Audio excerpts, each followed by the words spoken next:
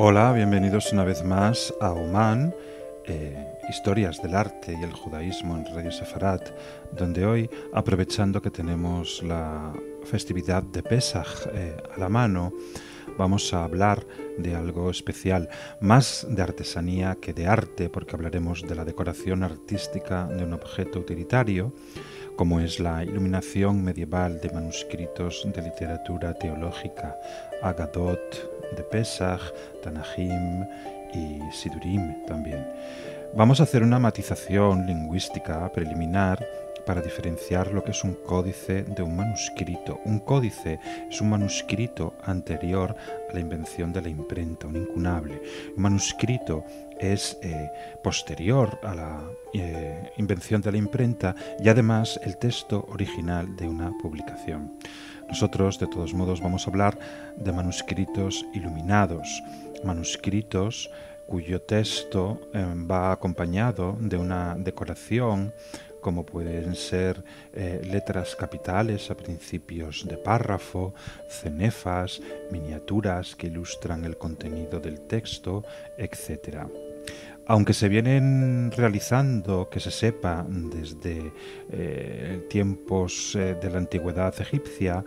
en el mundo occidental es a partir del siglo V, siglo VII,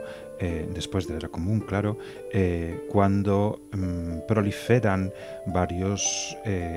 epicentros difusores de manuscritos: Irlanda, Italia e España. También podemos decir que son de vital importancia como testimonios del gusto estético alto medieval, ya que la pintura al fresco de las paredes de los templos prácticamente han desaparecido, y a través de este figurativismo nosotros somos capaces de comprender muchas cosas de la Edad Media, a la vez que también se nos alecciona sobre las técnicas editoriales y pictóricas de esta época. Los manuscritos se suelen presentar en papiros, que la mayoría, si son de mucha calidad, se llaman vitelas, que son pergaminos de piel de becerro nacido muerto. También conocemos las composiciones químicas de las pigmentaciones, como puede ser el cinabrio, el rojo, a base de insectos como la cochinilla, la cúrcuma y el azafrán para los amarillos, el lapislázuli para el azul, la tiza que da el blanco y el carbón que da el negro, y sobre todo el oro pulverizado con yema de huevo, que se llama oro de caracola, y que es lo que da toda esta sensación de brillantez por la cual se ha pasado a denominar manuscritos iluminados. La historia de los manuscritos es amplia en el tiempo y tiene divisiones, clasificaciones. Por ejemplo, tiene el estilo insular del mundo celta, ibero e incluso vikingo, el carolingio entre el siglo VIII y el X en el reinado de Carlomagno, el otoniano, que es como se llama el prerrománico alemán, el románico propiamente dicho para nosotros entre el siglo XI y el siglo XIII, y el gótico entre el siglo XII y el siglo XV, que va a ser la época de mayor profusión para la iluminación de manuscritos hebreos, con estas miniaturas. Miniatura viene del verbo latino miniare, que es colorear con mina, un óxido de plomo, y a través de estas miniaturas coloristas iluminadas tenemos esta sensación de resplandor de los colores brillantes con que se representan las figuras, los arabescos, las cenefas, etc.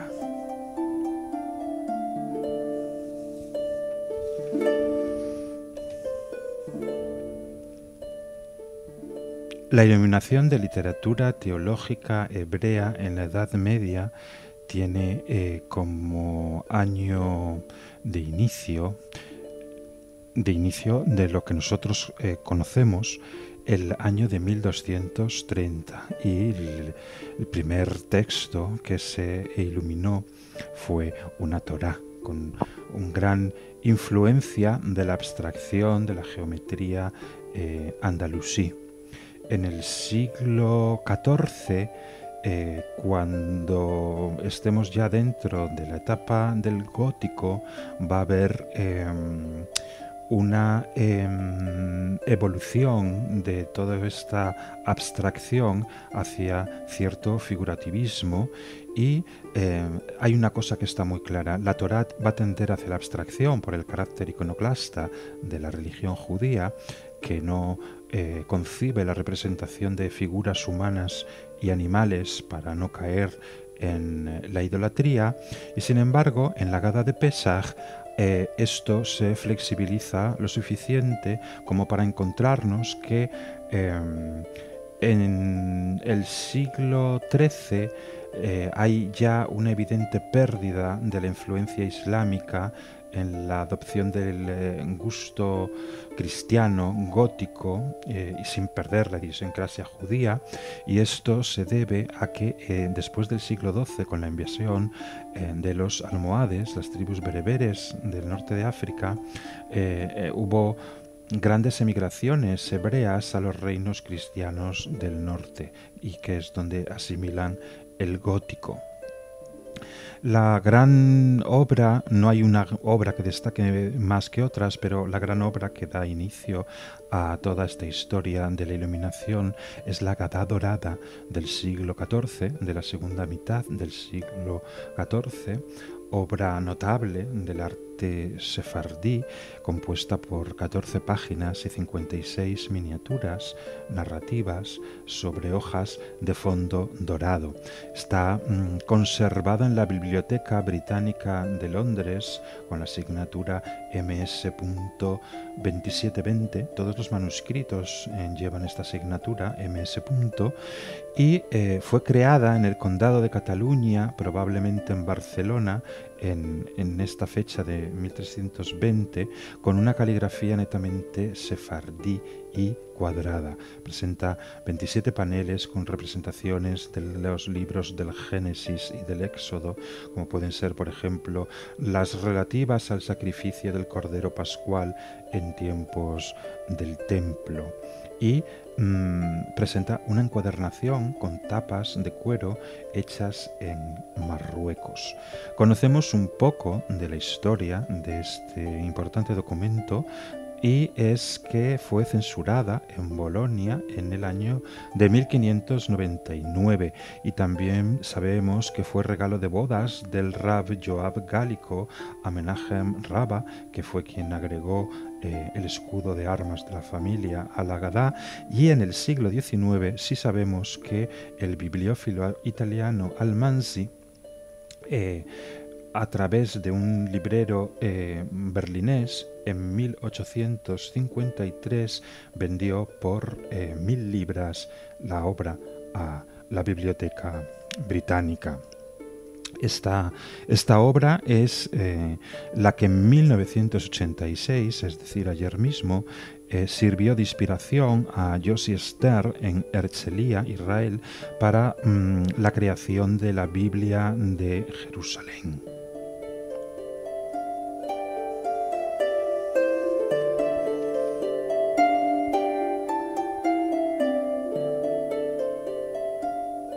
No solamente nos vamos a encontrar con iluminación de Agadot o de Tanajim, sino que también vamos a encontrarnos con obras como Mishneh Torah de Maimónides, el gran tratado halágico con comentarios talmúdicos, compuesto hacia 1180, y que presenta en 1340 una copia realizada en Esfarat por un iluminista llamado Matteo di Cambio, que lo hizo en Perugia, Italia, en el 1400. Tenemos dos versiones, dos copias de este manuscrito, una que está conservada en la Biblioteca Nacional de Israel y otra que está conservada en el Museo de Israel de Jerusalén, y que presenta una singularidad, que es la caligrafía esfarado-askenazí. También tenemos, por ejemplo, la Ágada de Reynolds del siglo XIV, o la Ágada de Barcelona de 1350, o la Ryland, que no sabemos si fue creada en Barcelona o en Valencia también en el siglo XIV. Y ya en el siglo XV aparece una obra interesante, importantísima y preciosa, que se llama hoy la Biblia de Kennicott. Una Biblia conservada en la Universidad de Oxford, de ahí este nombre, aunque realmente debería de llamarse la Biblia de Galicia. Fue compuesta en el año de 1475 en La Coruña, porque Isaac de Braga, la ciudad portuguesa de Braga, Isaac de Braga, un riquísimo judío coruñés, anhelaba poseer la mejor Biblia del momento, que era la Biblia de Cervera. Y Salomón, su padre, decidió satisfacer el capricho del hijo, encargando a Moshe ben Sabach y al iluminador Yosef ben Haim que realizaran esta gran maravilla que, como dice su propio colofón, terminó de confeccionarse el tercer día del mes de Ab del año de 5236, es decir, el 24 de junio de 1476. Esta Biblia, aparte de su belleza, es importante porque es el canon de la puntuación masorética actual.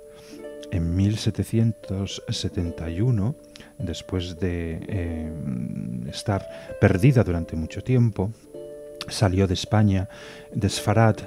con la expulsión de los judíos, Benjamin Kennicott, un párroco hebraísta, se la encontró de casualidad en la biblioteca de Radcliffe, y para que nos hagamos una idea de cuál es su valor, solamente 3 decenas de estudiosos han conseguido tocarla en los últimos 30 años. Existen, no obstante, unos facsímiles, y 2 de ellos están en Galicia, uno de ellos en el Ayuntamiento de Galicia, quizás como consuelo a las frustradas pretensiones de la comunidad gallega de que regresen a Galicia la Biblia que hoy llamamos de Kennicott.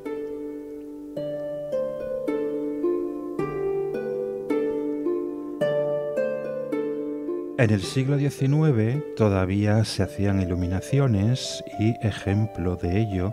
lo tenemos en la Agadá de los Rothschild. La Agadá de los Rothschild fue confeccionada por una propia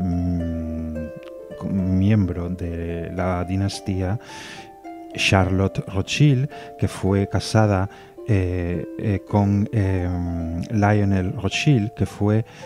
el primer judío en participar en la Cámara del Parlamento del Reino Unido a mitad del siglo XIX. Ella, que estaba dedicada al arte y metida dentro de los círculos de los pintores de la Escalá, la emancipación judía de principios del siglo XIX, ella, tenía veleidades artísticas, y fue la que confeccionó con sus propias manos esta iluminación de la Agadá para su tío Amschel Meyer Rothschild. También hay que hacer notar que incluso en nuestros días están en activo el mundo de las iluminaciones, y no hace muchos meses en Sotheby's, New York, se trató de subastar con un precio de salida estimado entre 3 y 5 millones de dólares una Biblia iluminada del siglo XIV, que es o era propiedad de Jackie Safra, de la celebérrima dinastía de judíos sirios sefardíes afincados en Suiza. La subasta no se llegó a realizar porque fue comprada de forma privada por el Metropolitan de New York. No sabemos por cuánto, pero sí sabemos que lo compraron este museo. Y decir a nuestra audiencia que si quiere verdaderamente deleitarse con la belleza de las iluminaciones de Dagadot y Tanahim, puede hacerlo visitando la página web del índice Bezalel Narkitz de la Universidad Hebrea de Jerusalén, donde se dispone de ni más ni menos que 14.239 imágenes escaneadas de 648 documentos. Una gran obra que lleva el nombre precisamente del mayor estudioso del mundo de la iluminación hebrea, Bezalel Narkis, doctor en Historia del Arte y jefe del Departamento de Bellas Artes de la Academia de Bezalel, fallecido en 2008 y que fue doctor en Historia del Arte en muchas universidades de Estados Unidos y también editor de la Enciclopedia Judaica entre 1974 y 1986. Y esto ha sido todo en esta ocasión. Esperamos que toda nuestra audiencia tenga Hag Sameach y Kasher, y nos encontramos aquí en una próxima edición de AOMAM con una historia distinta.